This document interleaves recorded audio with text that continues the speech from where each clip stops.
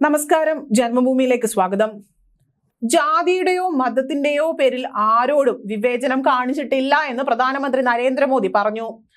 സമൂഹത്തിൽ തനിക്കുള്ള പ്രതിച്ഛായ തകർക്കണമെന്ന ലക്ഷ്യത്തോടെയാണ് ഒരു കൂട്ടം ആളുകൾ പ്രവർത്തിക്കുന്നതെന്നും BJP മുസ്ലിം സമുദായത്തിനെതിരെയാണ് ഉള്ളതെന്നും അവർ പുറത്തുവിടുന്ന സന്ദേശമാണെന്നും പ്രധാനമന്ത്രി വ്യക്തമാക്കി. ഒരു ദേശീയ മാധ്യമത്തിന് നൽകിയ അഭിമുഖത്തിലായിരുന്നു പ്രധാനമന്ത്രി ഇക്കാര്യങ്ങൾ വ്യക്തമാക്കിയത്. ഞാൻ ഈദും ക്രിസ്തുമസും എല്ലാം ഒരേപോലെ ആഘോഷിക്കുന്ന വ്യക്തിയാണ്.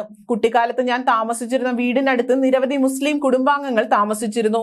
അതുകൊണ്ട് തന്നെ എനിക്ക് നിരവധി മുസ്ലിം സുഹൃത്തുക്കളുണ്ട്. അവർക്കൊപ്പമായിരുന്നു ഞാൻ സമയം ചിലവഴിച്ചിരുന്നത്. ഈദ് ഞങ്ങൾ ആഘോഷമാക്കിക്കൊണ്ടിരുന്നു. ആ സമയത്ത് അവർ തന്നിരുന്ന ഭക്ഷണമായിരുന്നു കഴിച്ചിരുന്നത്. എനിക്ക് മുസ്ലിം സമുദായവുമായി വളരെ നല്ല ബന്ധമുള്ള ആളാണെന്നും പ്രധാനമന്ത്രി പറഞ്ഞു.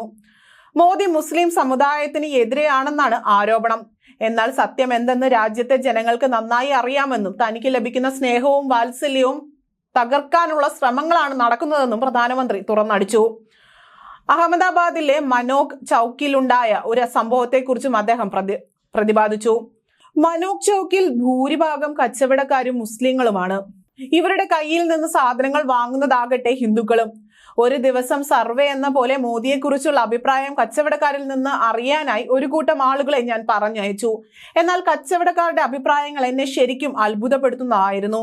അതിലൊരാൾ പറഞ്ഞത് മോദി സർക്കാർ അധികാരത്തിലേറിയതോടെയാണ് തന്റെ മകൾ സ്കൂളിന്റെ പടിവാതിൽ കണ്ടതെന്നാണ്.